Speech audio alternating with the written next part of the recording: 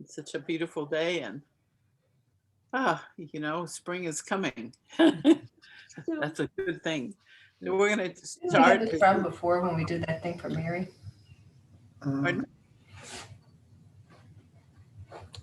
If you would please mute yourself if you're not muted, so that we don't get any background music noise. I will do a brief meditation just as we usually do at the hospital. I see what we're doing. If you're sitting there, get yourself in a relaxed position. No, they can't see what we're doing. Our picture's turned off. John, I think you need to be muted. Maybe she's only talking to one person. We'll see. John? Hello? Can you please mute yourself? You see that, Katie or Marcia?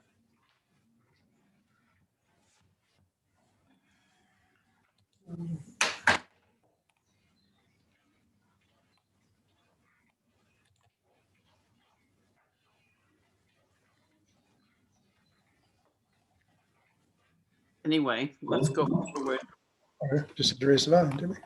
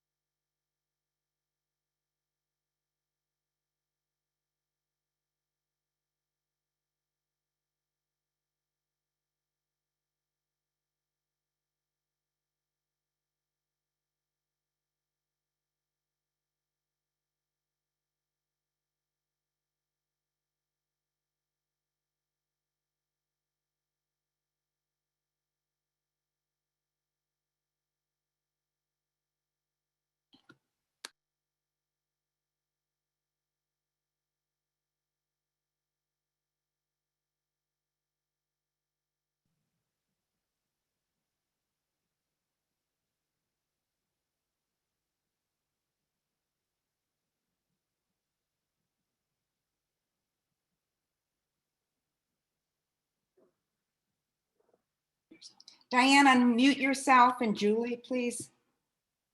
I unmuted. Okay. What you want us to be able to You're good. speak? Yes. Okay. But I might have dogs coming in and barking. That's why. Diane, we need you to unmute. I did unmute. Diane Willis. Oh, Diane Willis. Yes.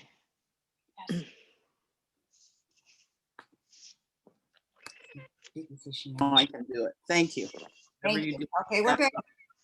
Okay, here we go.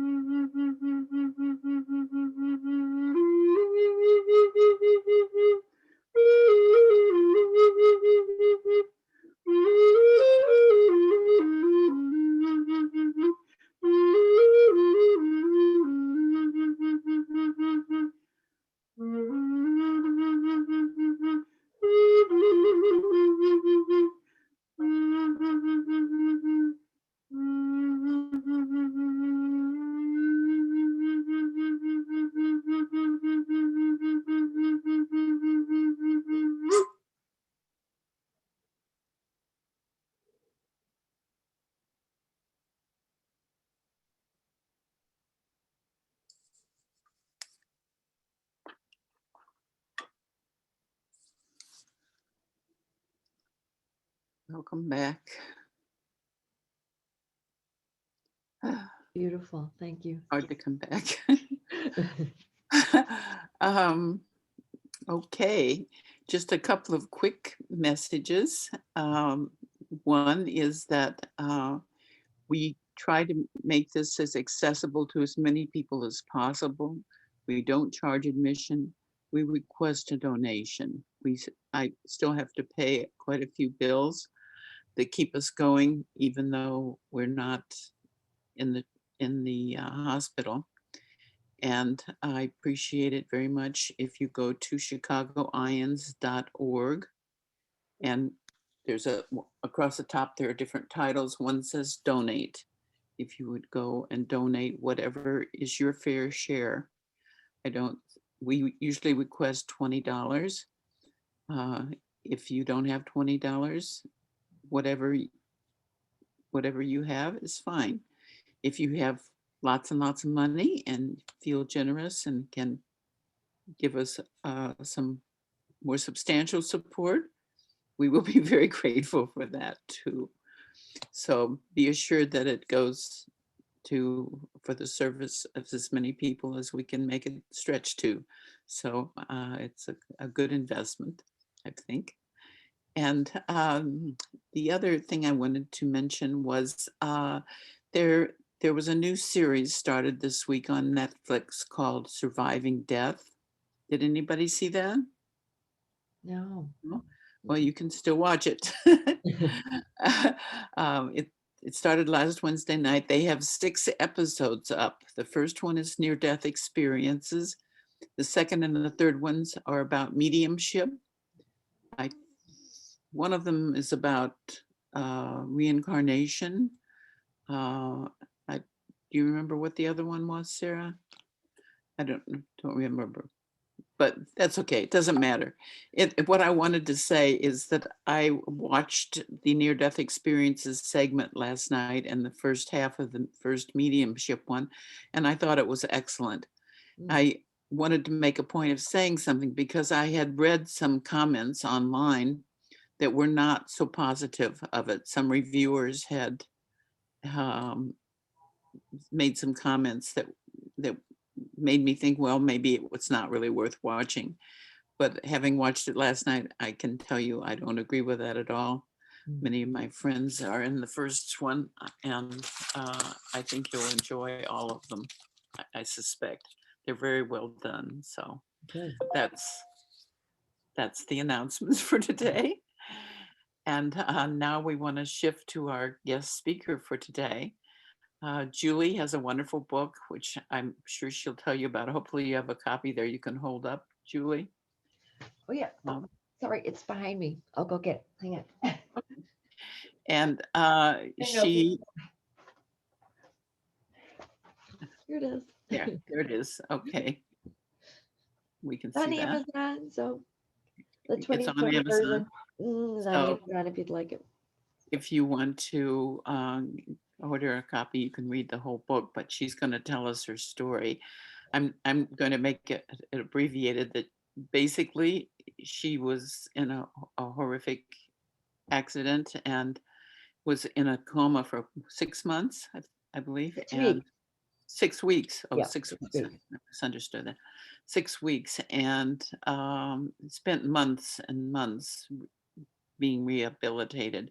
Everything was broken, and it was really a very difficult recovery.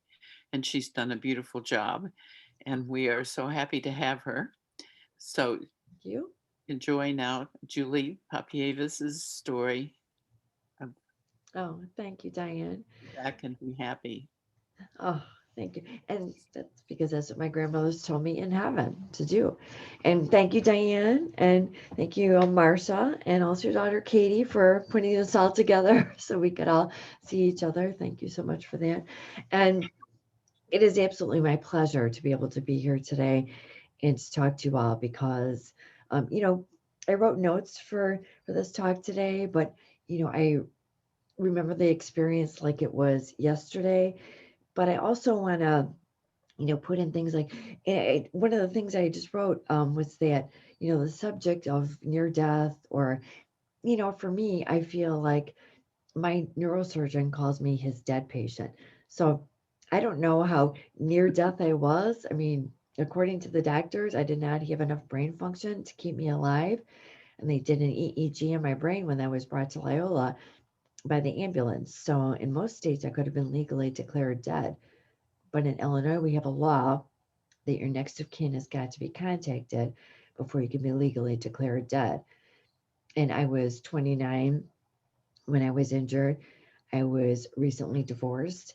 And so they called my parents in to let the chaplain called my parents from Loyola to come in. And the chaplain just said, how fast can you be here? Julie's been in an accident. And my dad just passed away recently of cancer. He got a diagnosis and unfortunately passed away very quickly. And we're so sad to not have him with us. But we were all talking about, you know, the days of his life. And I had a very nice family life. I was very blessed with that. And we were all talking as a family. And, you know, he said the worst day of his life was not getting his own diagnosis, yet he was terminal. It was getting that phone call that his daughter was critically injured and having to be taken, he and my mom, in a room aside with the chaplain and a doctor and a nurse, and being told that 96% of people with my injury die within the first 24 hours. And the 4% of people who live are usually in the nursing home, semi-vegetative, being toileted and fed for a short period of time. And so my parents, my dad was going to retire early, and they were going to have arrangements made to have me cared for at home for however long that I lived. That was the long-term kind of thought process that was going on. And, you know, I was 29, I was training for a biathlon. I mean, I was a healthy person. And so, you know, for them, you know, they said when they were met by the doctor, nurse, and chaplain, told that 96% died.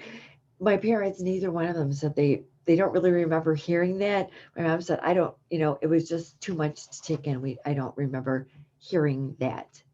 All that they know is that they wanted me to live. So I think that's a very normal reaction, that you hope for the best, right? In life, you hope for the best, and everyone should continue to hope for the best. And so this they did. And then they finally moved me up to a room upstairs at Loyola, in where it's like intensive.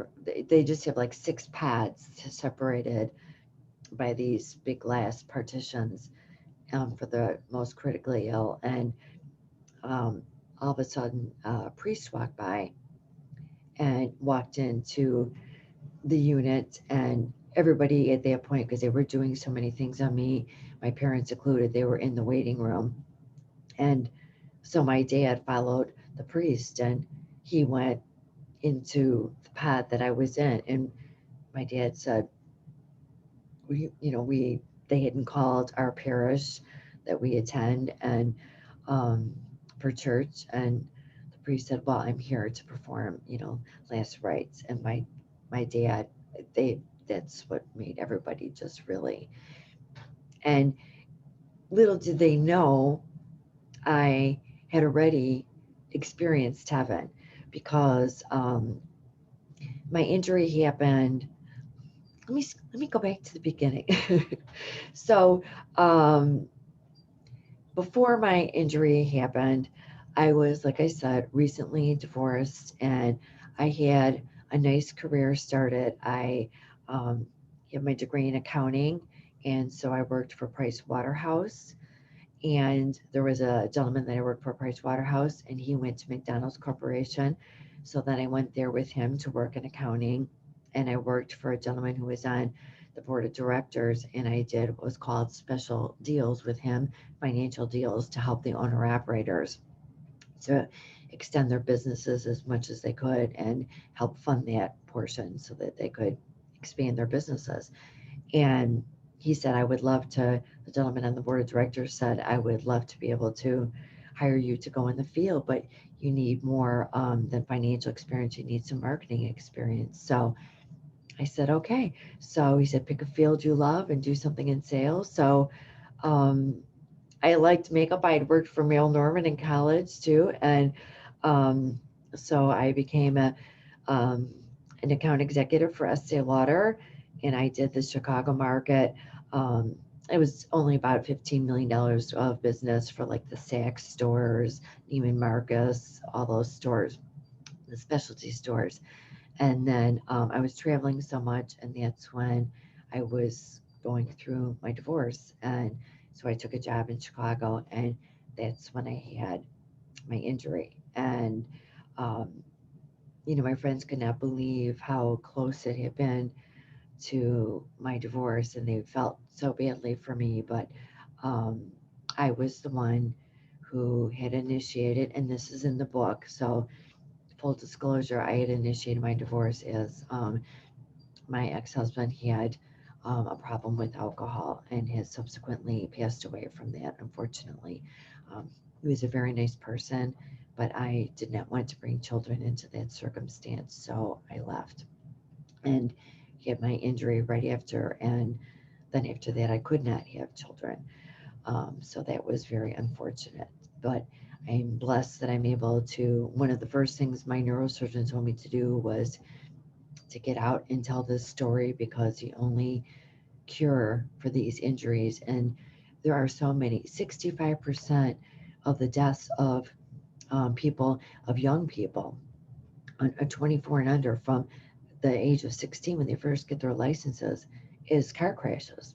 So that's why the Think First program was created by the College of Neurosurgeons, so we can get into the school and really talk to these kids about safety. And now, you know, especially with all the Snapchat and all of that and all the other apps that they're able to use, the distractions are even tenfold to what they were back in 93 when I was injured. So he really felt that that was important to really not only speak to the students, but like I said, he calls me his dead patient. So for me to get out and talk about this story, and you know, for a long time, you guys, I really, I was afraid to talk about this, because when I first woke up from the coma in Marion Joy, after a month, they moved me still in coma from Loyola to Marion Joy Rehab Hospital in Wheaton, because my parents really fought for that, because they wanted to put me in a nursing home. And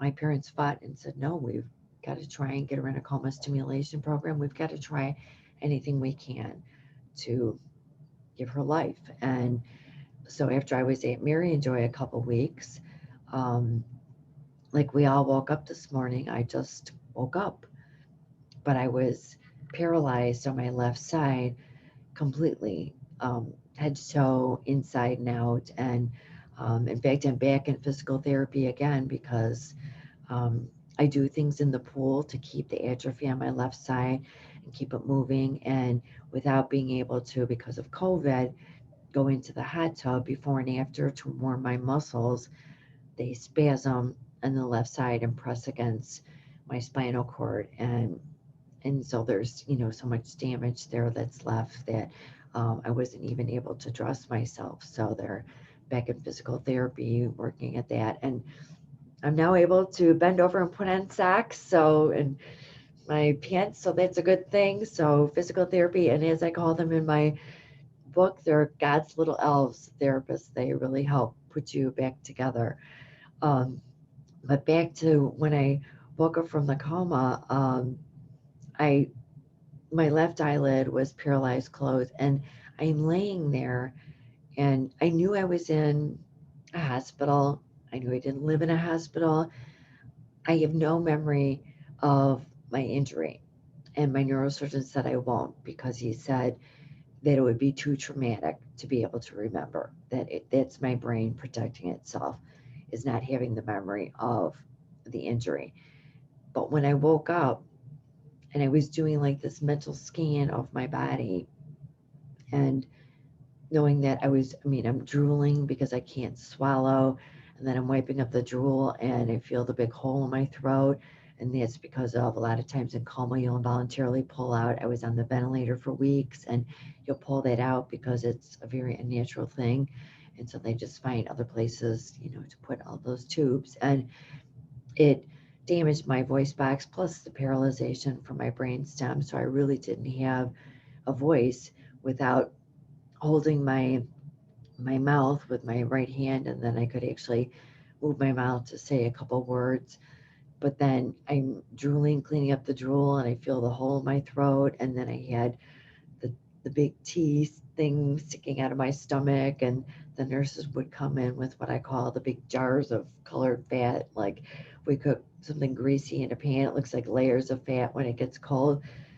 That they get every day, and it was colored a different color, which I never asked why, but and they're like, okay, Julie, it's time to eat. And they'd hook it up there's a tube at the end of the jar to the thing that was in your belly, and the jar went down and to the tube, and I was fed and I was happy because it was so easy. And but you know, after we eat, we use the restroom, and you know, I wasn't able to go anywhere. And so there was a big girl diaper, and I had my diaper changed many, many times a day. And because you're being fed that kind of protein, and it's very tough. It's tough because, you know, they're wonderful people. Healthcare people are so patient and really wonderful. But it's humiliating, and to have to go through that, and you know it's necessary, and you know that you can't stop yourself from going because you can't feel it, so you can't control it, and it's an awful feeling. And so being locked in, not being able to speak and being able to control my bodily functions, it was really very tough. And I have to say that during that time, I just spent a lot of time crying. And what was weird is that I couldn't produce tears either at that time. But I would just, the doctors knew that I was crying, and they said, okay, we have to put you on an antidepressant because you can't participate, and you have to participate in rehab, otherwise we're going to put you in a nursing home. And so they put me on an antidepressant because I didn't tell them, but all I wanted to do then, because the first memory I had was being in heaven, and I didn't want to tell them because I was afraid of how people would accept that. And because I had been in a coma so long, and I had a profound brainstem injury. I mean, it had completely paralyzed my left side. So I had a lot of damage to my spinal cord. And so I didn't know how it would be accepted, because I know that I was very interested, as you all are, in the subject of, you know, what happens after we die. I was always very interested in that, and I read a lot of books. And so, when Diane, when you were just talking about the Netflix series, I mean, I think a lot of people are naturally interested. I think it's a very natural thing to be interested in that. And I remember reading, you know, the few books that there were out at that time, and I kind of wondered why more people didn't talk about it. And so, since more people really didn't talk about it, I thought, I don't know if I really want to be the first one out there, one of the first ones out there to really give more information, because I was concerned that because of the extent of my injury, that people would think, does she really know what she's saying? But I knew, and I felt like that it gave me the peace that I needed to move forward and to keep trying harder, and to give me the stamina and the strength in my recovery. That was all a gift. That was a gift from God in my recovery, and it was given to me by my experience, because, and I will talk about that shortly, but I feel like that gave me the strength that I needed to go forward. And when I finally did tell my neurosurgeon about my experience, he said, "Oh, I knew." And I said, "You knew what?" He said, I knew that you had crossed over. He said, because you were dead and you did not have brain function. And he said, so you were not with us. And he said, your body was in a form where your body had started dying and was dying. And he said, so I just assumed that, we were going to lose you. And I said, well, you kind of did. And he said, well, I knew that. And he said, but, I wasn't sure what you remembered and I was waiting for you to tell me. So,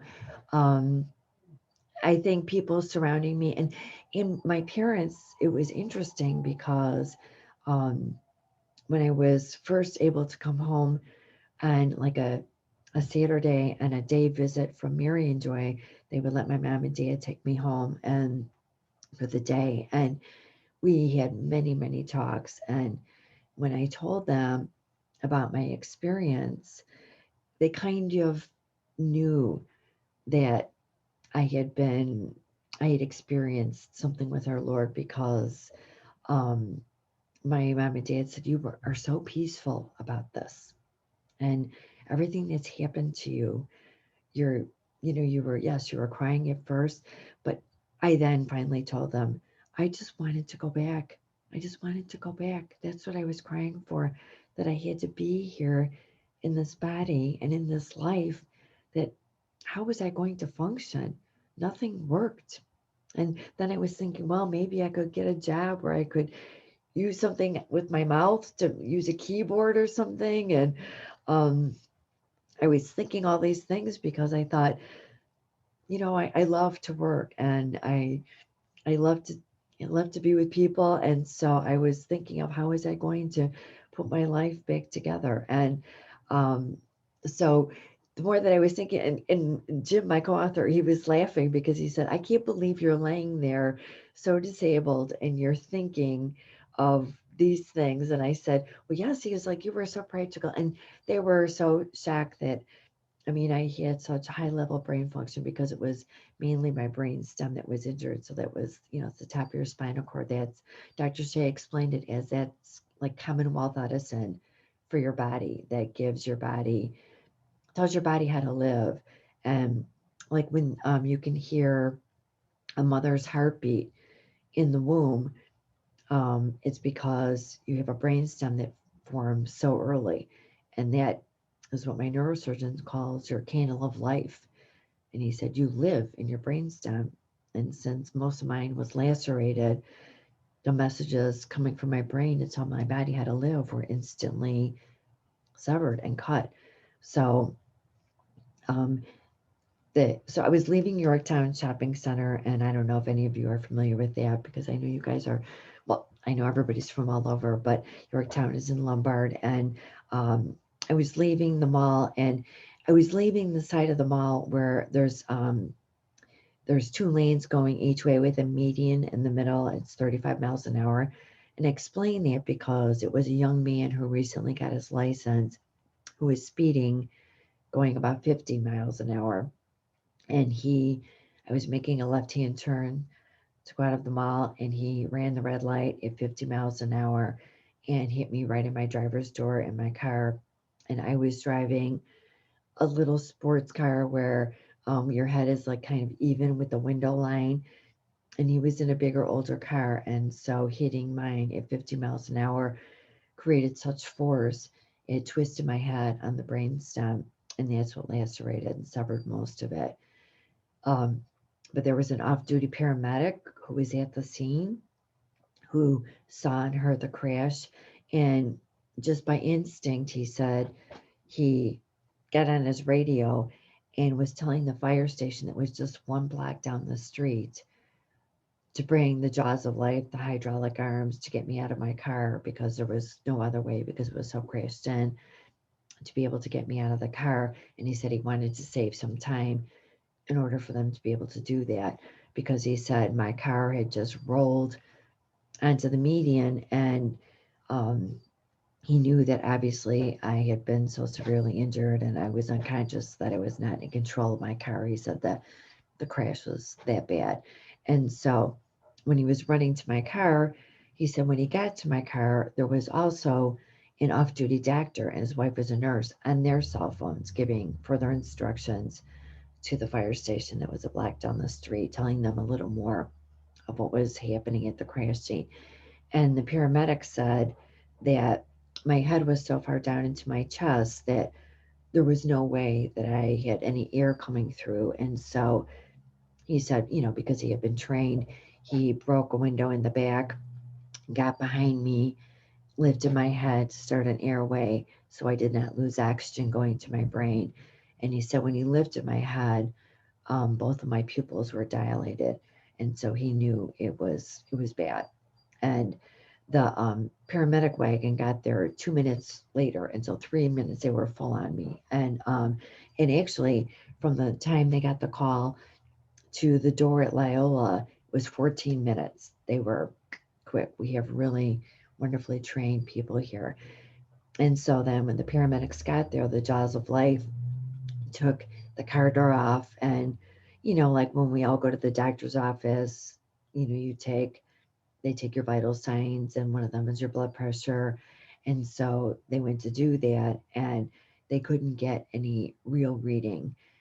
And so they did what they call a scoop and run, where the jaws of light then takes the car seat out. They scoop you into the ambulance and they run you to the hospital. And on the Eisenhower Expressway on the way to Loyola, my body completed the dying process, where it's the kind of stuff you see in the movies where people are gasping for air. Well, I guess it's called agonal breathing, or your last breaths. And then your body lose control of all your bodily functions, and you just kind of, you lose control of all your bodily functions, and you just kind of pee and poo everywhere. That's the messes that they're cleaning up in the ambulance. I always thought it was blood, and they said nope. It's when people lose control like that, when they're in a bad crash. And so they call ahead the paramedics to the hospitals to let them know what they're receiving. And they called Loyola to have a neurosurgeon waiting to determine life or death status. And he did the EEG on my brain, and that's when it was determined that I did not have enough brain function to keep me alive. And so they, because of the law in Illinois, had to put me on life support and contact my parents. And so, I can't speak to exactly when I had my experience. I would assume that it was after my body had gone through the dying process in the ambulance. But all I know is that when I woke up from the coma and I was so incredibly disabled that I thank goodness that I had the hope of heaven, because that was it. That was the only hope I had. I mean, I was in such bad shape physically that I know I was so thankful that I had that. My neurosurgeon called my parents and I in for a meeting, and he said because of the severity of a brainstem injury that most people don't survive, and the people who do, he said 85% of people kill themselves, because he said living with the extent of these injuries is not a life really to be living. And he said it's too difficult for most people. And so, I just kept thinking, I kept hearing all these things and thinking 96% chance that I was going to die that night, and 85% chance that I was going to take my own life. And with all the brain mapping and therapy that I've had, they've determined that I would not be a person who would have ever taken my own life. And I don't ever believe that I would. And I've never wanted to hurt myself. I really don't like pain, believe it or not. For all the things I've been through, I do not like pain. And I certainly wasn't going to take an opportunity to cause any more of myself. And two, I thought, I could not do that to my family and my friends. And I just I did not feel that I wanted to go back to heaven and say that I was there, because I decided I don't think it's up to us. And so I just couldn't do that. And I am looking forward to going back. I think because of even all that I've gone through and what I do now, I'm so grateful that I'm able to work with my friend Jim Sullivan. I work at Fairhaven Financial and I wealth management, and I'm able to tell people that they need to prepare their lives. And I thankfully had very good insurance, and I'm thankful that I had good financial advisors. So I think those things are so important to have things put together in place in your life, because these kinds of injuries or illnesses, they don't have to completely devastate every area of your life. And I think with what everybody's going through with COVID, I think people understand more now how these things can just happen and everybody has to kind of scramble. Well, I think that's the time for preparation is now, is so that people are better prepared when you see how things can change in an instant. I think more people now are experiencing that. But let me get to heaven. I just really, again, I was so grateful to be able to have that as I'm doing this mental scan of my body, and knowing that nothing is working correctly physically. I was so grateful that I had that time in heaven, to be able to go back to. And um, again, I don't know exactly if it was, pardon me, in the ambulance, but all I know is that suddenly I was in this space and I knew I was there because I was dead. And it was perfect peace. There's nothing as perfect or as peaceful in this life that is that kind of perfect peace that we'll experience there. But those are the two words that I feel is best to describe it, as perfect peace, because it's just, I felt that I had gone home and I was happy to be there, and I felt like I belonged there and I wanted to stay there. And there were no floors or ceilings or walls. It was very open and very vast. And the only wall was, there was this very narrow aisleway to my left hand side. And I remember thinking when I was there, I'm going to have to ask God when I get through that aisleway, because that's where I was really wanting to go, was down that aisleway. And that's what I believed, is that I would meet God at the end of that aisleway. That's what I believed. And I was going to ask him, why did you make that aisleway so narrow? So what happens when a lot of people pass away at once? How can they fit through that narrow aisleway? And I'm like, I'm glad that I'm kind of small, because I'm like, it was so narrow. And I just remember thinking about that, the size of that, I guess, versus the vastness of the rest of the area that I was standing in. And then, sometimes when we're in a room of people, or I'm sorry, in a room by ourselves, and we suddenly realize that someone is there with us, and we turn and we look at them. That's how it was with all of a sudden, I was before my two deceased grandmothers. And it's not as if I walked to them, or not as if it was nothing of this world. Like, there weren't movements, physical movements like we're moving now. But suddenly I was before my two deceased grandmothers, and they looked like my grandmas, elderly women, but not before they passed away. They looked happy and healthy.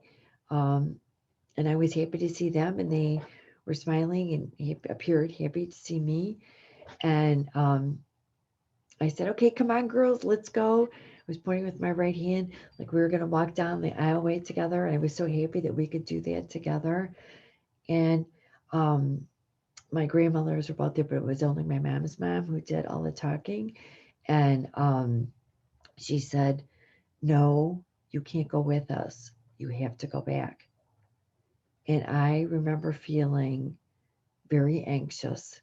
And I don't know, I can't use the word afraid, but I was very anxious and like, and feeling inside myself that there's absolutely no way that I could do that. And I said to her, I can't go back. I'm not physically okay. And I was pointing to my left side that was paralyzed. But I didn't feel like it was paralyzed there. And how did I know that it was paralyzed? And there I felt like I was completely able bodied and that I was well. And I looked at my grandmother, and it's not like she was talking with her mouth. It's like she had these, we all had blue eyes, and her eyes were these endless tunnels of blue light. And I couldn't take my eyes off her eyes. And then after I said that, she said, your body will heal. And it's not like she said it with like I'm saying words now, but it's like her thoughts were conveyed to me through her eyes. And when she said, your body will heal, I felt like I was wrapped in this big warm blanket, that I was safe and everything was going to be okay. I had no idea what okay meant, but I am a big believer in the Holy Spirit. And I am a big believer in the Holy Spirit. And I feel like that's what I was wrapped in. That is my protection. That is my living God. And so that is what protects me every day. And that's what I feel like I received in heaven, that warmth, that feeling of, was like feeling of a blanket, but that I was just fully protected. And then my grandmother said, go back and be happy. And that's something she would have said to me when I was a runner always. And so I would run to her house sometimes on Sunday, and she would make me breakfast and we would talk. And she was lovely. And she would always, when I was leaving, I would say, okay, go be happy, have a happy day. And it was wonderful. And so for her to say that, to go back and be happy, was just something that she would have said. But it was just so perfect in terms of a way for me to leave heaven and to come back, because that was the first memory that I had when I woke up from the coma. And I was so thankful that I had that, because it gave me hope, that I thought, well, God's paying attention. And not that I didn't think that he was, but I think, we live our own lives, and, we're not able to really be able to, some people are able to, they're blessed enough to be able to bring those two worlds together. And I I feel like in a lot of ways I was like, I can't believe you chose me to have this experience, God, because it's like, I wasn't sure how I felt about it at first, because I didn't know what people were going to think. So I was kind of quiet about it. Um, and then the more that I was being able to recover, and the doctors were like, they never told me to expect to walk. I mean, they worked on my what's called sitting balance, to be able to work in a wheelchair. I'm sorry, to live in a wheelchair, that I was not going to be able to walk again. No one was, talking about you walking someday, and certainly driving, or certainly working a little bit. And, I can't work full time, but I am able to be able to go out and contribute. And that's one of the things, they ask you is, what would you like to do? And I say, I just want to contribute. I just want to live this life. And the chaplain would talk to me. My parents had communion brought in every day for me, because that is important to me.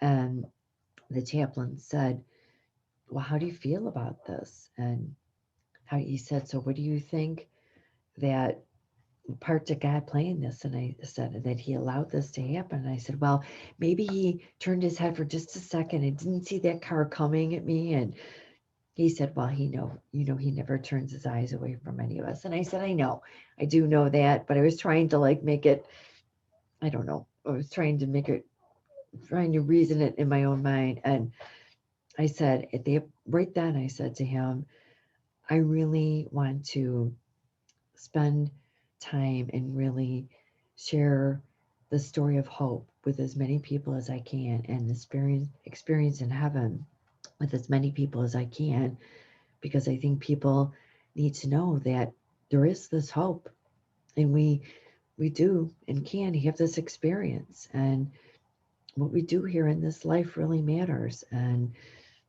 we're so lucky to be able to have this to be able to look forward to. So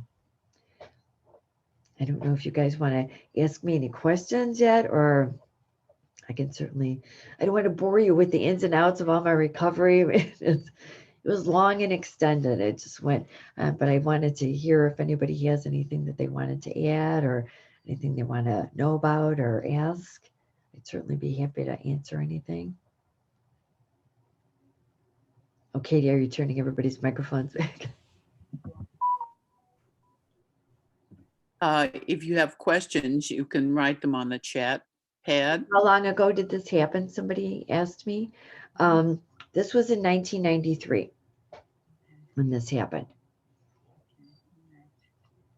1993.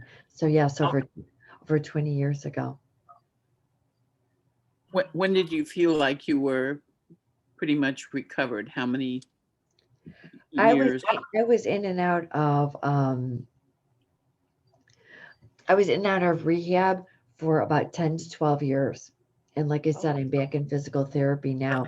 They work on like little nuances. Like I permanently have vertigo and no sense of balance because my left pupil is permanently blown because some nerves in my face were damaged, and so it cannot constrict my pupil. So I learned that I had these special contacts that I wore, and I wore prism lenses for about 15 years. And I did many years of eye rehab.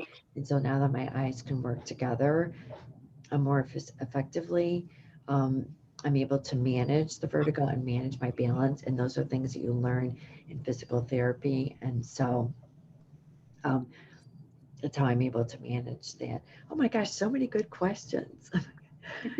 Oh my gosh, thank you all. I have to pull up the chat room here. People ask what Christine asked. What do people look like in heaven?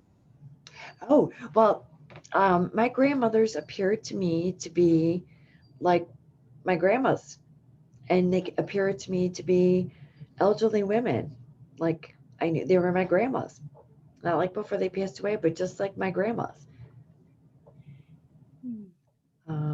She also asked if you see their souls. Now, you mean after my experience?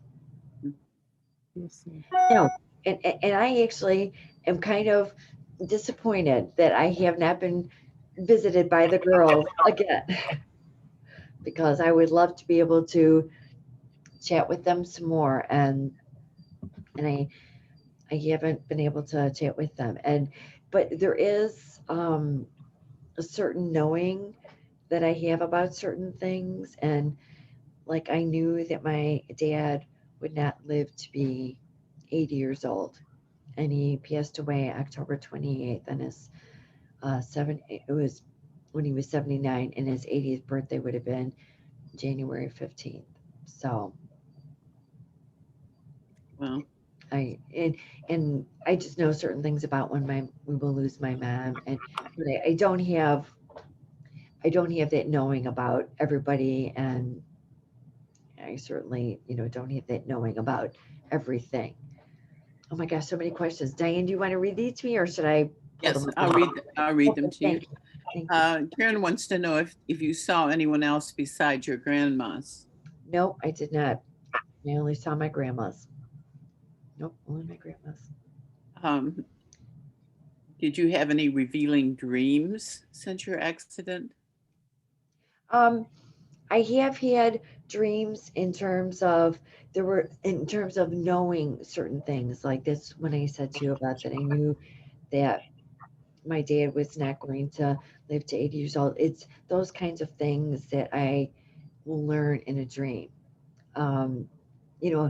Unfortunately, don't have those kind of things. People ask me about my life and I'm like, and are you going to meet a nice man someday or something? I'm like, no, I don't have any of those kind of premonitions or anything. I'm like, so no, but those are the kinds of things that come to me in dreams, which is interesting to me.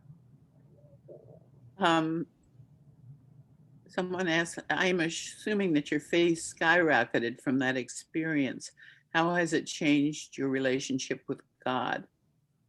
How I'm sorry. how do you contribute in this life? I feel that, well, I attend church every week because that's important to me. And I feel like I was raised in the Catholic faith, and actually my godmother was a nun before she passed away, and we had another nun who was my great aunt who was in my family, and she used to spend time at my parents' house a lot, and she would always tell us, talk to Jesus. Jesus is your brother. Just talk to Jesus. And so I just grew up that, that was just part of my life, that conversation and that belief. And but I had the same, concerns and worries. In fact, I'm a worrywart. My coworker Sullivan just called me a worrywart, and he's like, "You worry about everything," and I do. I like, I do. I still don't. I think you would think I would have gotten past that, but no. But I'm still a person who worries about things, but my faith, I just feel like I feel like I have a knowing now that God is paying attention. And I think that I was always brought up in that, and it was a faith that we had, and we learned that by faith. But now I feel like I have a knowing. So that's the difference. Firsthand experience Right. makes a difference. Yeah. Claire wants to know if you have any psychic abilities now. Well, just like I told you, just the thing about knowing, and I think I know when I am also going to live. And I have to say, my doctors were amazed that I lived to be 50 years old. That after that kind of injury, that I lived any length of time after that. And I mean, I'm not going to live a long life, but I still have plenty of life left to live. And but I feel like here's the psychic abilities that I do have. When I meet certain people or certain things, circumstances come into place, like speaking here today, I just feel like this is important, and this is part of, and just people who I've already met, like Marsha and Katie, and I just think that they're just, I feel like these connections, I think they're so meaningful, and I think they're very purposeful, and I think that's part of what comes from the experience in heaven. I really truly believe that. Suzanne asks if your understanding of your purpose in life has changed since your accident. 1,000%. 1,000%. I mean, I was an accountant, and I still love to work, but I was all about numbers and business, and I really still am. And in a way, I mean, I'm thankful that I have that business experience and all of that, that I'm able to do the business of my story and the book, and being able to help people. And I work with Jim Sullivan at Fairhaven, and we work with a lot of people through their insurance and Medicare. And being on Medicare myself since 29 years old, I'm able to help people to navigate the system. And I think that's really important for people to know and have more information about these things. And I'm so happy that I'm able to help people in different ways now. So and to speak to the schools, I enjoy that so much. So I feel that my purpose is really being able to give people information and help people in much different ways than I did before. And my friends always told me that we can't believe that you were an accountant. We always thought you would have been a nurse or something. And so I feel like I've kind of got the best of both worlds now, that I was able to have the business background and I have the business acumen to be able to do certain things. But I now also am able to have, these experiences to be able to help people in other arenas too. So I feel very grateful for that. Joy wants to know if your grandmother's message that you would heal, if that was critical to your willingness to work so hard. Excellent question. And yes, absolutely. Yes, yes, yes. So here's what I believe. I believe that my grandmothers were sent to me because that they were the ones who I saw, because otherwise heaven is so vast and so overwhelming, and I don't know what I would have taken from the experience. I don't know. I can't say because it was not, I had the experience with my grandmother. So I really believe, and my parents said that, and not that they are taking, credit for their, but they said they had prayed a lot to their moms to say, you know, if she is coming to meet you, then please, greet her and, tell her that you're there, be with her. And so they prayed for that. And I believe that God sent them there because he knew I was not going to stay there, but he also knew how severely injured I was. And so he gave me that that message to be able for me to come back and for me to be able to say, okay, I'm going to work at this recovery. And he also gave me the strength to be able to do that. But it was always in my mind that my body would heal. So I thought, okay, I'm going to take this. And I didn't know, have as far as the healing went, how far that was going to go, but I was not going to stop until something stopped me. So I just kept going. Wonderful. Uh, Theodore wants to know if you came back with any new gifts. Mm, let's see. I think I don't know. I feel like, and the reason I hesitate in answering that is because, I still am in communication with many of my friends that I grew up with. And it depends on who you ask, I guess. A lot of my friends are like, you're the same person, you're the same old person that you were. And really a lot of my family, I think, sees more of the differences. And I think the differences come into play where, like, I am not a person, believe it or not, in doing this kind of work. This is not the kind of work I would ever have sought out doing, to speak in front of large groups of people. I mean, I've spoken to many medical schools, and there's been 6,000, 8,000 doctors. I mean, it's been large audience. I've been on TV a bunch of times, and it was not what I would ever have sought out before. And I didn't certainly seek it out now, but I feel like because I have this story to share that I feel like I must share it. And I think that that's very different from before, that I was very happy working and doing my work and being in my own little world doing that, and not being the center of a lot more of this. And so that changes. It's drastic for me. A lot of people come back with enhanced creativity, maybe in art or music or some other way. You've been writing, obviously. Yes. That's one way. Do you have other creative talents that have emerged? No, and you know what? I actually used to draw. I'm left-handed, and it was my left side that was paralyzed. And I used to draw when I was younger, and now I don't have the same spatial, I don't have the same ability in my hand and in my arm to be able to, I don't have the same dexterity. And so I can't I can't draw anymore because I don't have the same spatial dexterity with my left hand to be able to do that. So, but I feel blessed to be able to, speak comfortably in front of people. I think that that really is an additional gift that I did not have and that I have now after the injury. Liz asks what you would say to people who are afraid of death. Oh, don't be. And, and also that I, people, what we do here in this life really matters.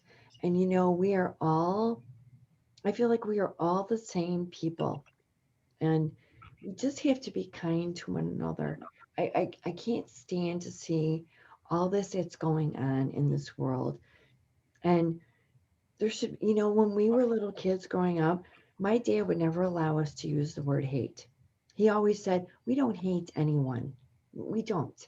And I remember him saying that. And I think that was such a great way to be raised, because I've never learned to hate. And I don't like what I'm seeing in this world. And I know, most of us do not. And I think that, you know, we just need to really treat each other as we're fellow citizens, we're fellow human beings. We're really, I mean, not to overuse the coin phrase, but we're brothers and sisters. We all, Exactly. come from and go to the same place. And I just think, there's a sign in one of the schools that I speak to: work hard and be nice to people. And I'm like, amen. I'm like, it really is that simple. It's it's it's that simple. I think if people just start there, that's a good place to start. So it is really something that's very hard for me to see now after coming back, more so than it was before my experience, that I see this hate that's in this world. It's much harder to deal with. I think I have much less patience for it. Let's put it that way. Christine wants to know if you had a life review. No, but I would love that. No. No, I didn't. Where I was able to see my life. Is it okay? Okay, let me understand exactly what she means by life review, because I don't know if I'm understanding exactly what it means, but is A it? life, I'm sorry. a life review is a time when usually you meet with your guides or That's some what I being thought. on the beings on the other side, and you go through your life. And some people report being in the body of every person they ever interacted with, Mm, feeling what that person felt as a result of what you did.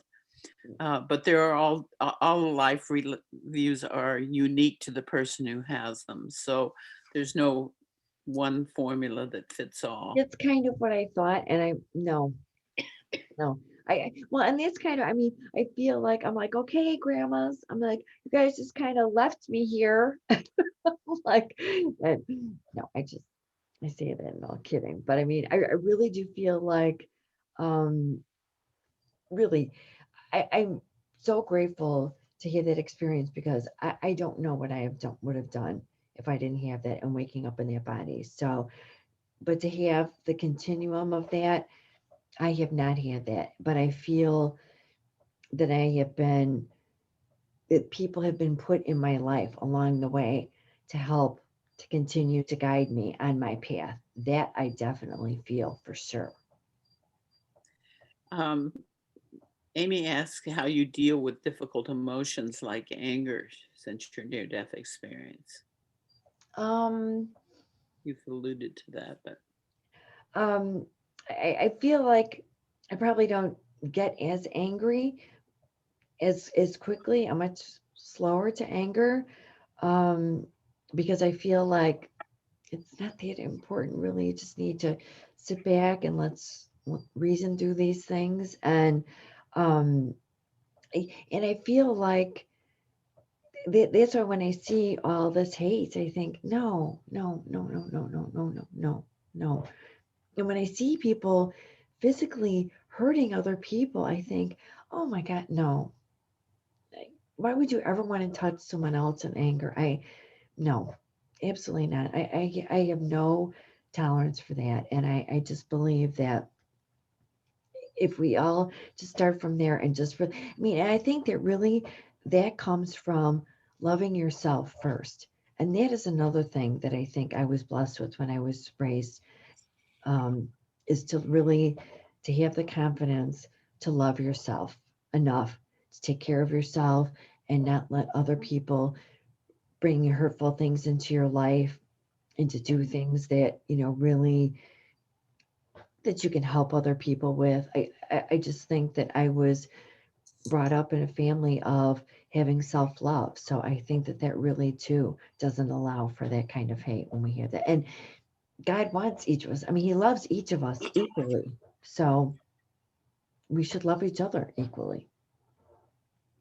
Yeah, I kind of see us as all children of God, and as Yeah. such, we're all brothers and sisters.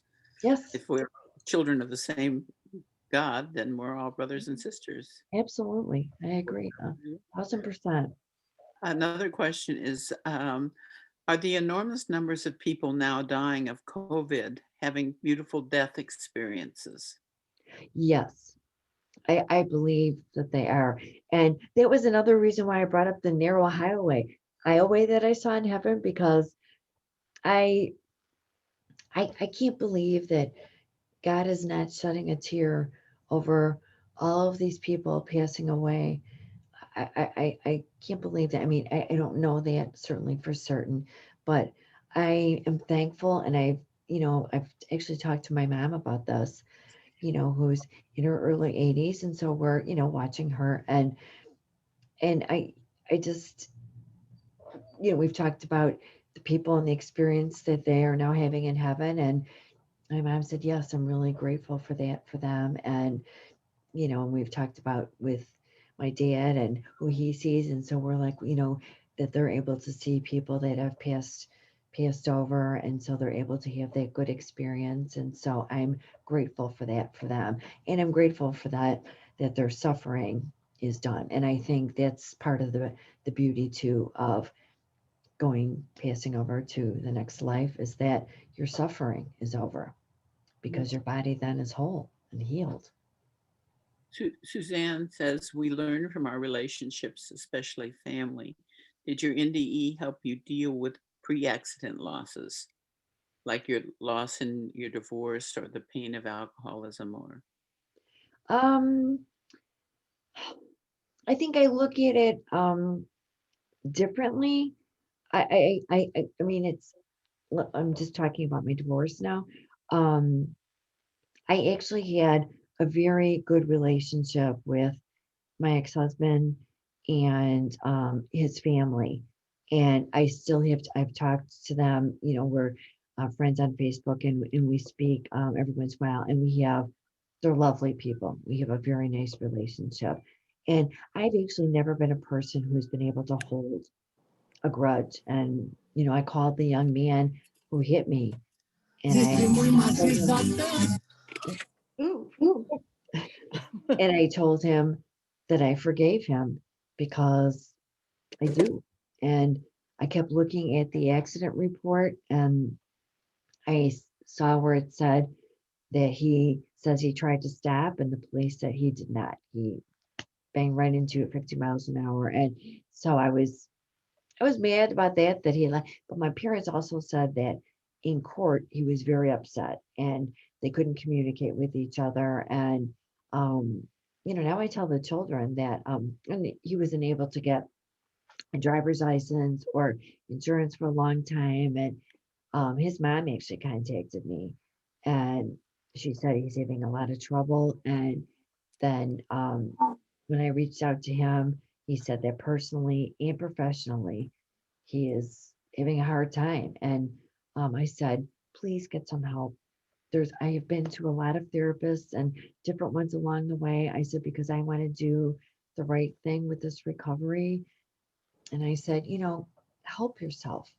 It's a lot that you're living with, because they arrested him and he couldn't, get his driver's license back or insurance for a while. And now the penalty is up to 15 years in jail, is what I tell these kids. And I'm like, it's really serious, you guys. And I tell them about what it did to him. And that's why I thought that it was the right thing to do, to call him and tell him I forgave him, because I do. I mean, honestly, I prayed about it a lot, and I didn't do it until I could sincerely say that to him. And but I feel, and I did that also for myself too, because I wanted to put the events of that night behind me and to look forward to what life had in front of me. And I wanted him to be able to do the same. check. Papa. that's wonderful that you were able to do that. Do prayer. Sure. For both of you, it was a healing. Amy asks if you believe in previous lives. Past lives? I don't know. I don't know. I really, I mean, that's as honest as I can be. I don't know. It's not that I say that that it's definitely not the truth, but I can say that I believe in that. I honestly have just an open mind about that. I don't know. You haven't had that experience. Mm-mm.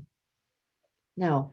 And I think I'm like, if I have to do this again, like, that I'm coming back. We all said in my family, we're coming back as we had a little teacup poodle named Ginger. She was spoiled. But my dad always said, if I'm coming back as that little dog. I'll see the dog on the other side. I'm sorry. You'll see the dog on the other side. Right, right. That's what we said. Yeah, you'll see little Ginger there. I think sometimes our pets come back with us. Do We've you? known certain pets before. Yes. Oh, wow. Yeah.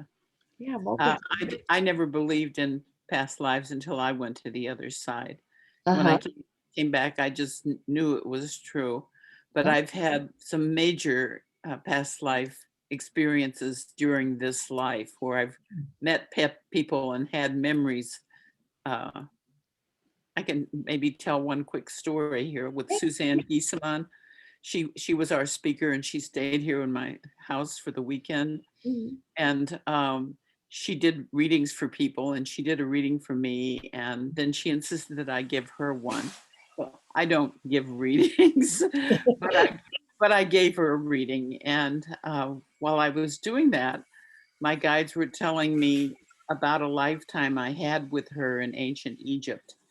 And I told her what they were telling me, which was that I was her father. I was in charge of um, creating the mummies of the pharaohs when they died. I Oh, was I was a big wig. I was in charge of that, well, and look, you're in charge now. and you know I can see the room I worked in. I remember it. And so I was making an incision along this man's side and took out the organs and put them in the canopic jar. And it slipped and the jar dropped to the floor and broke and the organs hit the floor. And I was immediately arrested. There were guards stationed around the room and they arrested me immediately. They gathered up my wife and my children. I was a man. And I had to watch my family being killed, Oh, and then they killed me. Oh, And um, Suzanne was one of my daughters in that lifetime. oh. So And I you feel tell, the oh, trauma of when they killed you and your family? I mean, do you feel that emotionally, that trauma? I felt that I told her this, and she looks at me straight in the eye, and she said, "Oh, you're the one." She already knew the story. She just didn't know who the father was until she met me. Oh, But I've you two had, were obviously meant to meet. pardon, You two were obviously meant to meet. to meet. Oh, yeah, no question about it. But Mhm. I've had a whole handful of past life experiences in this life where I've had memories associated with people who are now living that I know that I knew before for one way or another. Holy Uh, cow. very, very powerful experiences like that one that That is very powerful. leaves no question in my mind that it's real. Well, at least I feel kind of boring now because I didn't have anything. But I didn't die dramatically like you and have to go through that recovery, which I think is um, my take is that all of this and the reason for being here is to learn lessons. They say that if you come to Earth, you can learn lessons more quickly than being just staying on the other side. And you come here and you learn lessons, and when your lessons are over, you go home back to the other side, which makes a Well, lot of sense to that me. does make a lot of sense. And you know what? That's one thing I love to learn. I love to learn new things. I always do every day. I mean, that's really, I read a lot. And I mean, when I'm just sitting and I'm like in between a book or something, and I always have like a word find puzzle up in front of me. I always like to be like thinking of things. Yeah, I really, I like to be learning every day. I always Really? been that way. What And would you say were the lessons you learned from having this horrendous experience and this near-death experience? that life matters. And what you do in this life matters. You learned that from going through this. Yes. Yes, those are very good lessons, Yep. valuable. I, Um, I, yeah, I think people really need to, yes, what you do they here. say it's a lot faster to learn it. I mean, it's painful and difficult Mhm. and really traumatic at times to go through these experiences to learn these things, but they're a lot faster than if you didn't do it that way. You know, you just you couldn't achieve what you achieve. It's like when you go to the gym and you work with all these machines and you exercise to get stronger faster. Well, we come here to go up against the negativity. Negativity is our machine, and we learn faster because we have to go against these things and work our spiritual muscles harder. And I believe that with all of my being. Yeah, I agree with that too. I really do agree with that too, because I think, and that's why at first, especially when I was in Marion Joy and I couldn't do anything, I wanted to go back. And it's not that I wanted to hurt myself or die necessarily. And certainly didn't want to leave my friends and family, but it was so great there. I'm like, are you kidding me? I'm like, and I did. I mean, I would cry and say, I can't believe that you left me in a body like this, that I can't do anything. Right. And How much stronger you are now for that, however. I'm sorry. You're so much stronger because you did that, though, that you have learned how Well, to get through it, you know. but I think that I've always had this kind of strength, honestly. Mhm. I think I think that I've always been a fighter in the way that I really I it's funny because you know, back when I was being raised, I think that a lot of times maybe girls with their dads were, they were told, and there was like certain things that women were going to do, but my dad was like always, you can do whatever you want to do. You can do whatever you want to do in this life. And so I thought, okay, here I go. So I think I've always had that kind of get up and go. Sarah suggests that one might read a book called Portrait of a Past Life Skeptic, the true story of a police detective's reincarnation by Indiana police detective Robert Snow, who came and spent the weekend here with us. And Oh, wow. it's a wonderful, wonderful book and a Hmm. wonderful story. Yeah, I You would like to read that. should- it, I think it's available on Amazon. Portrait of a Past Life Skeptic, and his name is Robert Snow. Someone Oh, else, okay. I think I have heard about that book, but I've not read it, but I will because yeah, that's it's good. And his presentation, we have a copy of it. I don't know if it's on YouTube or not, but you might check. It might be there. If not, hopefully we'll get it up sooner or later.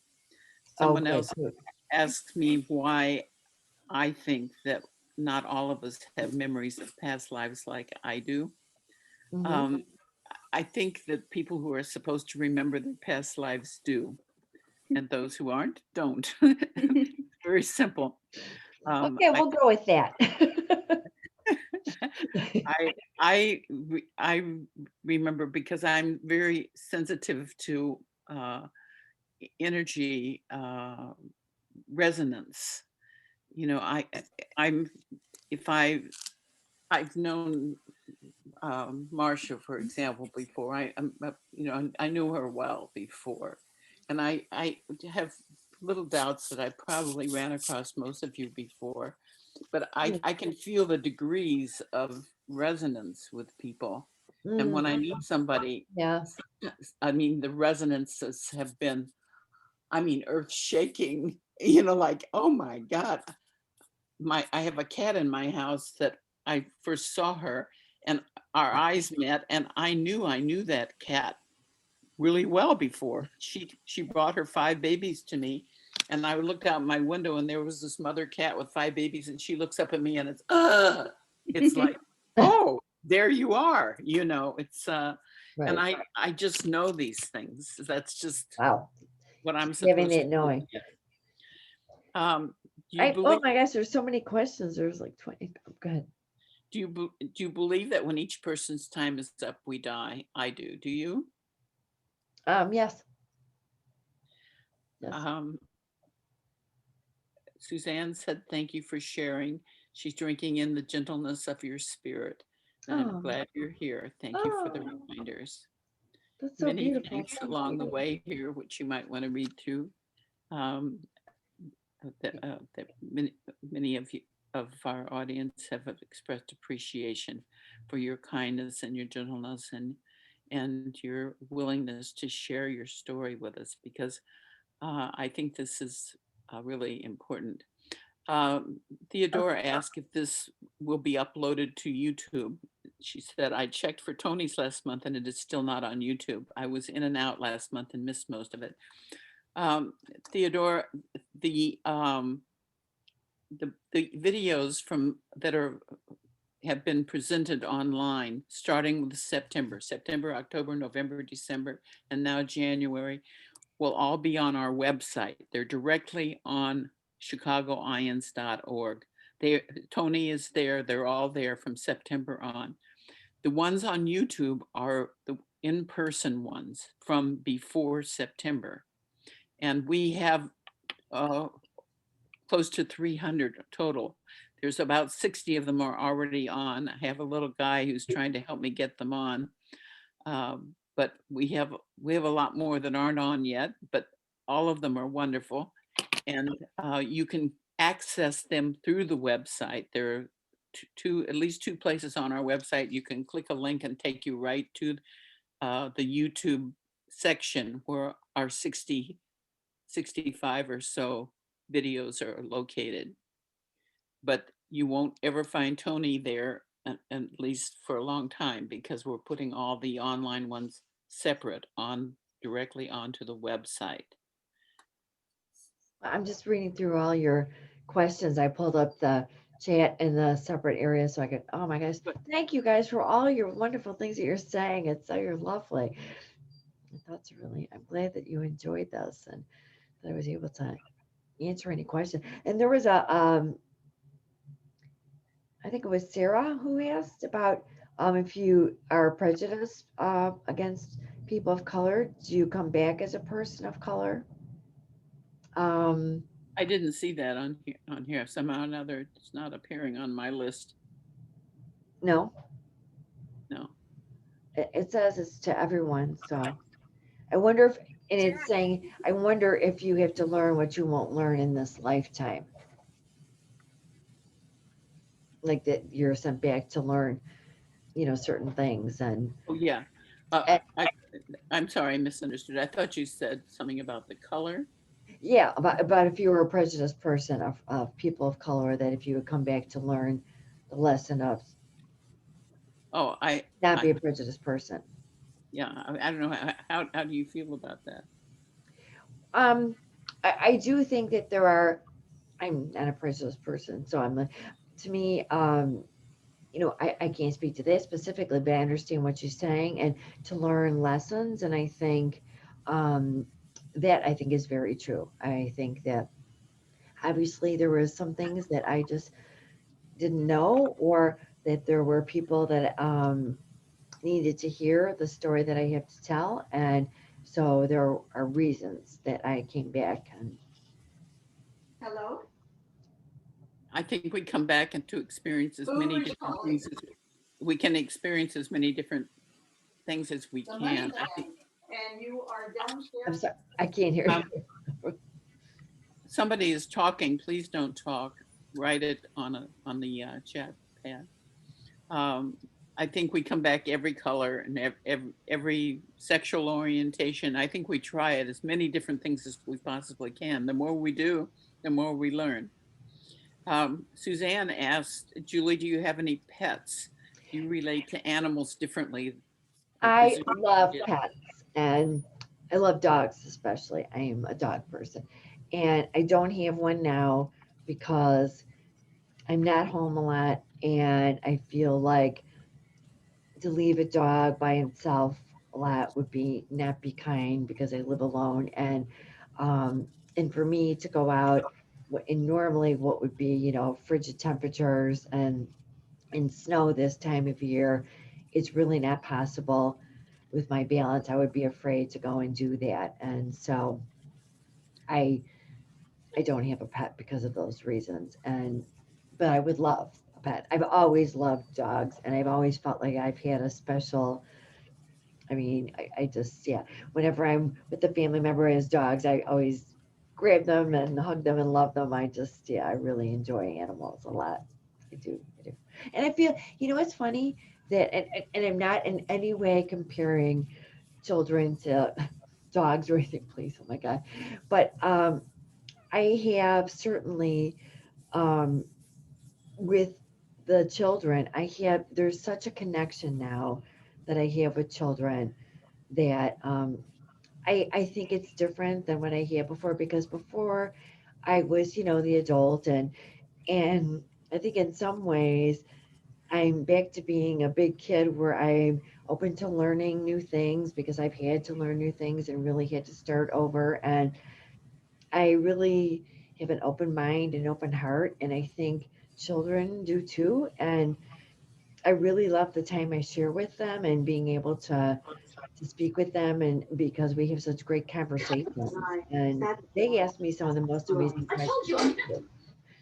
They ask me some of the most amazing questions too about how that you deal with something like my injury and with this what they're going through with COVID because they're not able to be in school, a lot of them, so we talk about that and talk them through that. And I tell them to really keep talking to their mom and dads and really keep having conversations and being open about how they're feeling and if they feel that they need more help somewhere or that they really should do whatever they need to do to get through this situation in a healthy way because it's not a healthy situation for them and I feel bad that they're not really equipped to handle that on their own.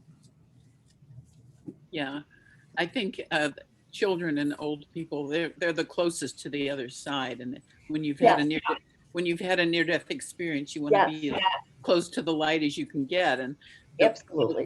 the people on the planet closest to the light are the ones who just came in or the ones that are just going out. Diane, that is so absolutely true. And I have said that myself because I feel the same way that the two ends of the spectrum are people that I really can most easily relate to, I think. And it's not that I try to like convince people, that they should change their lives or how to live their lives. I don't do that. I'm not that kind of person. I feel just in terms of sharing my story and being able to help people with certain things because of what I've gone through.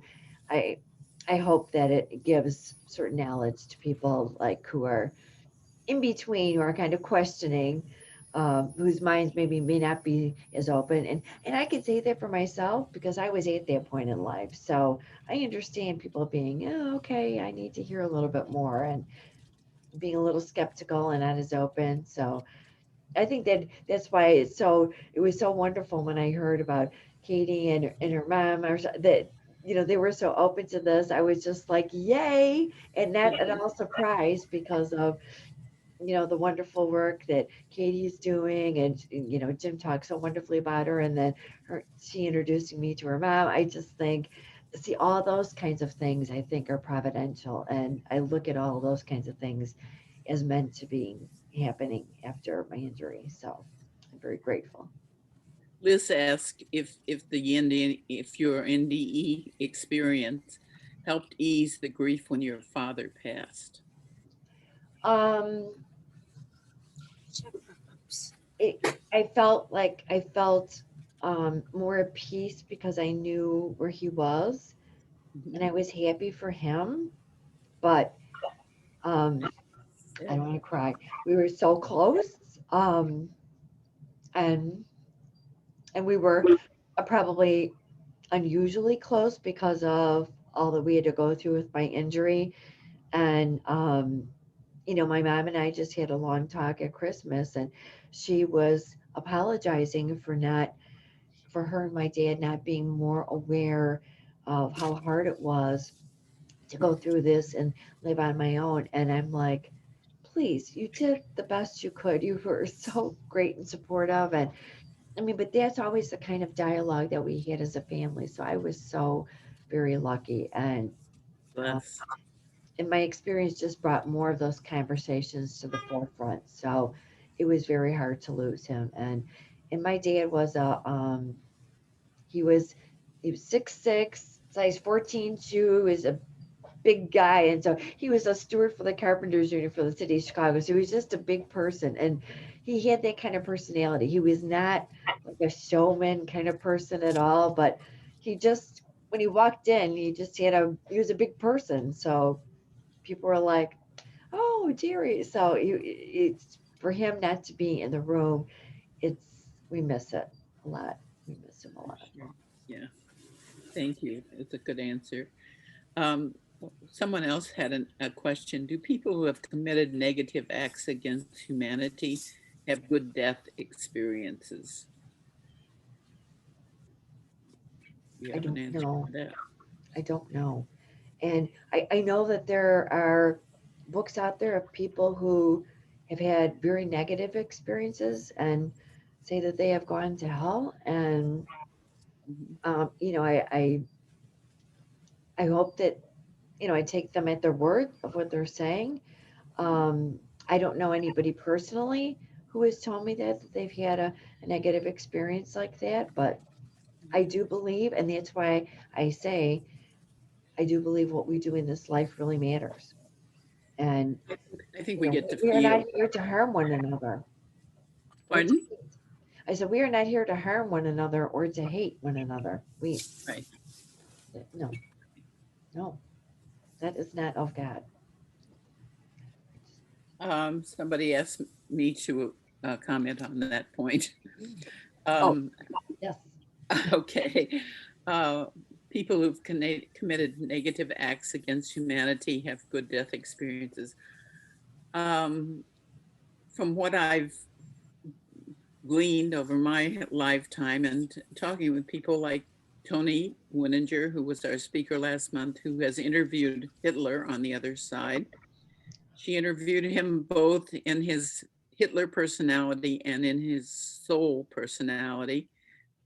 Those interviews are in one of her books, and she has about 8 or 10 of them, so 10 books. So you might check those out. It gives you a lot of insight. I I don't believe in hell per se, but I believe there are hellish places that people can go when they feel that they deserve it. But God, I don't believe sits there and judges people and says, you go to hell and you go to heaven. I don't think that happens. I think we have our life review. We see what we've done, we feel what we've done to others, and we send ourselves to a negative place if we feel that's what we deserve. Mm. But in any case, it's not for eternity. And at any point, a person wants to change the way they feel or believe, I think that that is possible. In in my own case, I believe my mother was in a dark place when she died. She died in 2009. And I think for at least the equivalent of 2 or 3 years here, she was in a hellish like place. And I worked with an intuitive and used my own intuition to come up with these things. Uh, but she is still not completely ready to let go of all of that. But a person can. I believe anybody can.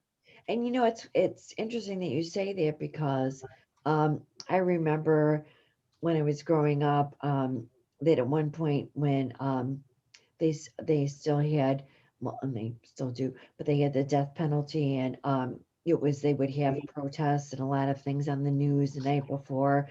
And I would say to my dad, I feel so sorry for that person because they're a murderer and they're going to, they broke the law and they're going to go to hell. And my dad said, you don't know that. You You don't know that. We absolutely That's a don't know that. good observation. You don't know that. Right. So I feel like I was raised to always keep an open mind. And so I'm thankful for that. And there's no way we can possibly know the whole story in any case, Right. It's between the person and God, Yes. and it's resolved in the right way each time, whatever that way might be. That's what I think. What's the next question? Oh, The question is, can you help them by praying for them to get them out of the hellish place? I do believe prayers are helpful in ways, but I think the ultimate responsibility is with the person. Because if the person sees nothing wrong with what they did, all the praying in the world, I don't think it's going to change their situation. right. So, Oh, and the question before that, can you see that one, Diane? Many people in this life. Many people in this life live of this world instead of just Hey, in this. Daddy, daughter needs you. Why do you think we can't learn or know the lessons we learn in this life, in the afterworld, without having to be born here and suffer? It's not that they can't be learned on the other side. I believe they can be learned on the other side. It's just that it takes so much longer. Oh, that's right. You said this is a quick review here. Wow. I didn't realize it was so quick. It's so interesting to learn. Needed you. I don't know if somebody's trying to talk. I was gonna say somebody has their. They just don't. They're not. They didn't mute their. Not muted. Anyway, so it looks like we've got most things covered. Do you see anything else that we missed? No, I don't Pretty well think. got it. Is there anything you'd like to add, Julie? Well, I just mean, Diane, I'm so thankful you have this group and that you have so much knowledge.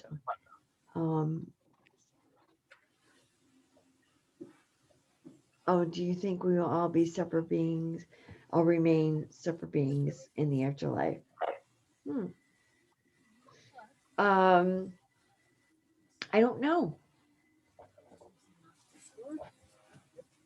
I don't know. I mean, I really, I don't know because, I think when I saw my grandmothers, I don't know if that's how like they kind of, first of all, they weren't really walking. So I don't know that that's how they appeared there in heaven all the time. I really don't think so. I think that's how God had them appear to me so that I would recognize them, is what I believe. Yeah.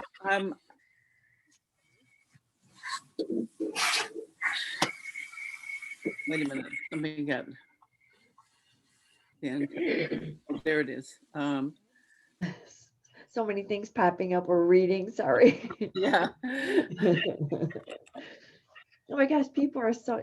Oh gosh, thank you for letting me be here. Everybody's thanking me, but thank you. I think that we've been very fortunate to have you today, Julie. Thank you so much for coming and sharing with us. And we hope to see you again around. Come anytime and be part of us. Well, yes, I think this group has so much to offer and so much great information. And I thank you for letting me be a part of it and presenting to you guys today. And I feel like, it's funny because after doing the book about my injury and recovery, and now Jim Sullivan and I are working on the next book, and it's, much more practical things. And I think, should I be doing a practical book like that? But I feel like to just be able to put, that's what I feel like are life lessons that I can actually help people with. So I feel like we're all brought back here to do certain things. And I feel like I just kind of open my mind and go to where I feel led to do what is really right to help people. And I just feel that the right people are put in my life to help that happen. So I'm so That's thankful wonderful. to meet all of you today and have this opportunity to speak to all of you. And thank you for all attending. It was really wonderful. Really loved all your questions and love this group. And I will be a part of it in the future. Wonderful. Thank you, Julie, so much. Next month, we have, uh-oh, I forgot. Oh, Carolyn Clapper. Those of you who did not see Carolyn Clapper, she came to us last year and she's coming back. And this is a gal who had a Hi, near-death Puppy. she had a near-death experience a few years ago, and when she came back, they left all the doors open, so she can see and talk to anybody on either side of the Wow. boundary. And she works with 5 doctors on the other side who help her heal people. And her readings have been quite amazing. I won't tell another story now, but she did play a big part in the death of my first husband last year. Mm. And we've been very happy to have her come back and tell us some more about her experiences with the other side. So please join us second Saturday of every month, 2:00. And thank And you everyone for all your thank yous. Oh my gosh, so overwhelming. Oh, lovely. Thank you. if you haven't, if you aren't receiving the monthly email, which gives you the Zoom link to access these meetings, go to our website and sign in on the homepage and you'll get it. Thank you all for coming. Thank Have you a so much for having me. Thank day. you, everyone. Have a happy new year. Happy new year. Blessings to you all. Blessings to you all. Yes. Yes. Enjoy the day. Bye. Bye. Go with God. Yes. Go with God. Yes. Amen. Yes. Yes. Yes.